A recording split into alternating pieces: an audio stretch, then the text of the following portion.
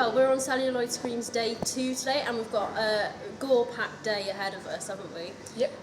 Starting off, we've got Painless and some short movies after that. We have the Claim Mania of Lee Hardcastle, who, for most of you know, was in ABCs of Death. He was the winner of the competition to get into the anthology there. Yeah. And so that'll be very interesting, there's Q&A with him. We have Jugface, which we're both really looking forward to, because that's one we've been following on Twitter for quite a while. I haven't been this excited since I thought I saw Matt Smith at Cardiff Comic-Con. Oh, I nearly broke my neck trying to adapt it. It wasn't him. No, you live and learn. Yeah. Then we have the Chimeras, am I saying that right? Chimeras? Maybe that's a vampire film. So that'll be quite interesting, because we haven't seen much vampire action as of late, have we, in the horror genre?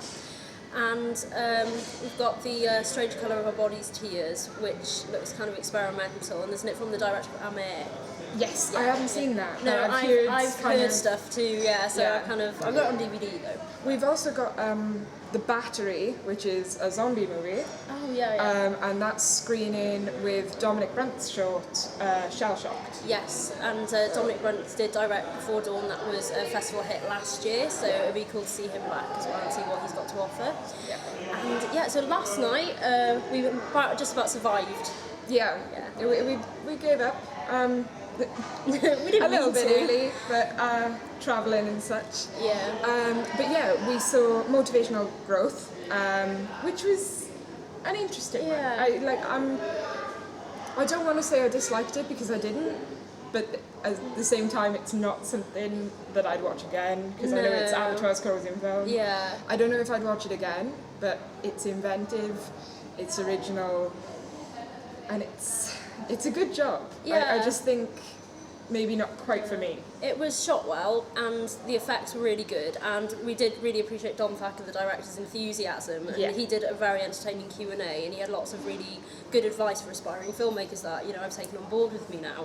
But as for the film, it was, as you said, it was quite interesting, but there's something about it that didn't quite sit with me about it. I didn't gel with it, and I found the narrative a bit confusing, but it's not bad by all means, is it? Yeah, I mean, sometimes you click with the film, sometimes you don't. It doesn't necessarily mean there's anything wrong with the film as such. There's just something wrong with you. As a director answer. Then we saw Basket Case, which neither of us had ever seen. No. But I actually really enjoyed Basket Case. It was surprising. It's the kind of movie I do like, quite seedy and a bit of like sort of like a slasher, sort of. Like it had the killing people off. Slasher / monster movie, I guess. Yeah, 80s horror cinema was always quite, interesting, and so I really enjoyed seeing that. But we didn't manage to stay for the sequel, unfortunately, but we will try and find the DVD sometime. And sadly we also missed the Q&A with Frank Henenlotter, but he did give a wonderful introduction to the first film. Yeah, he did. He told us about like the production of both films, and also Frank and Hooker, that was filmed alongside back, certain. It wasn't Basket Case, was it? Was Basket it a Case different 2. one? No, that's the because one. Basket Case was 82 and then the sequel was 90, so there's quite a gap between them, but apparently they follow on from each other. I want to say Belial was so cute. I mean, I definitely have him as a pet.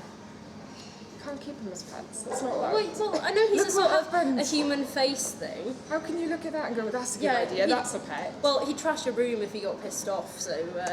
but no, I quite liked him. He's quite a clever and different horror monster, so I'm definitely a fan. I'm too difficult to live with. He'd be wrecking house all the time. Right. Anyway, so that's today.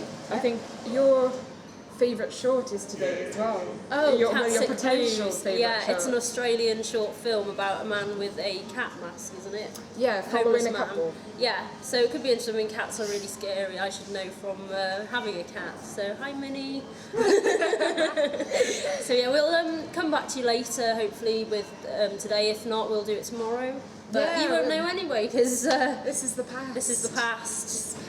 Anyway. Right, tweet us, don't forget, HC Sheffield, #. All that. Yeah. Bye.